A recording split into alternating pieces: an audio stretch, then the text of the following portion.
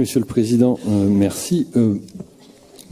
Effectivement, on ne peut que se féliciter des actions relatées dans ce document. On remercie à la fois François Scoutan et les services qui travaillent à ses côtés.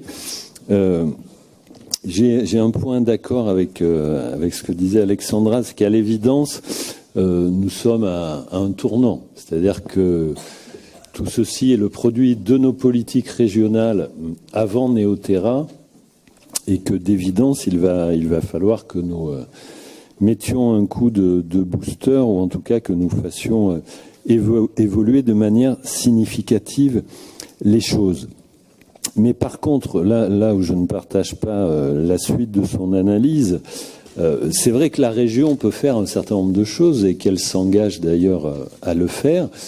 Nous serons très vigilants, hein. Le président a dit parole et parole, je crois, ce matin en basque, sur la mise en œuvre de Néoterra à l'occasion du prochain budget, puisque là, nous sommes dans un exercice simplement de budget supplémentaire, donc c'est pas l'enjeu, mais par contre, sur le prochain budget, nous y serons comme nous tous, d'ailleurs, je pense, très vigilants sur l'évolution de nos politiques régionales, sur la répartition de notre budget autour de cette question écologique qui aujourd'hui est le préalable à tout le reste.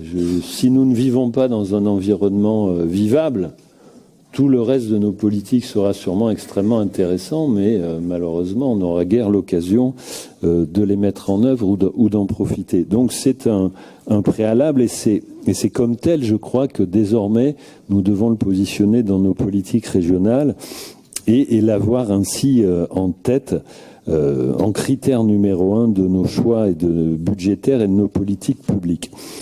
Là où je mets un bémol à ce que disait Alexandra Siari à l'instant, c'est que ne laissons pas non plus penser que dans notre beau pays, seule la région dispose des leviers nécessaires pour faire évoluer les grands indicateurs que sont les émissions de gaz à effet de serre, les déchets, l'évolution du mix énergétique, etc. Je voudrais quand même rappeler que l'État dispose de l'essentiel des moyens en la matière et que pour prendre le cas des déchets, vous voyez, c'est pas quelque chose qui serait coûteux pour les finances publiques, ni nationales, ni régionales. Tout le monde est d'accord pour constater, lorsqu'il va faire ses courses, un suremballage absolument délirant des produits. Je veux dire, vous achetez 3 madeleines, vous avez 1 kilo de plastique, quoi. Voilà. C'est quand même pas difficile pour l'État de prendre un certain nombre de décisions sur ce genre de sujet, par exemple. Pourquoi ne le fait-il pas ? De même sur les pesticides, on renvoie à la région, mais bon, la réglementation, elle est quand même aussi nationale et européenne, donc ce serait bien que l'État prenne ses responsabilités. Et sur les émissions de gaz à effet de serre, force est de constater qu'il y a eu un certain nombre de moratoires sur l'énergie solaire, puis une baisse des subventions sur un certain nombre d'autres énergies. Pensez par exemple que sur la méthanisation, l'ADEME vient de nous indiquer que la France pourrait produire 100% de ses besoins gaziers actuels si nous mettions le paquet sur la méthanisation. Mais où sont les aides nationales budgétaires pour accompagner les collectivités, les agriculteurs, les entreprises dans cette transition? Donc oui, soyons ambitieux, soyons actifs, mais ne laissons pas croire que la région Nouvelle-Aquitaine à elle seule dispose des leviers.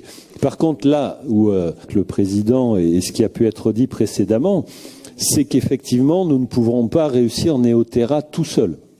Et donc pour ça, ça veut dire qu'il faut interpeller l'État là où sont ses responsabilités, pourquoi pas l'Union européenne d'ailleurs, puisqu'elle s'est fixée elle-même un certain nombre de règles, et que là encore, on peine à voir quels sont les programmes vraiment efficaces qui peuvent être mis en place au niveau de l'Union européenne pour atteindre les objectifs de réduction des gaz à effet de serre.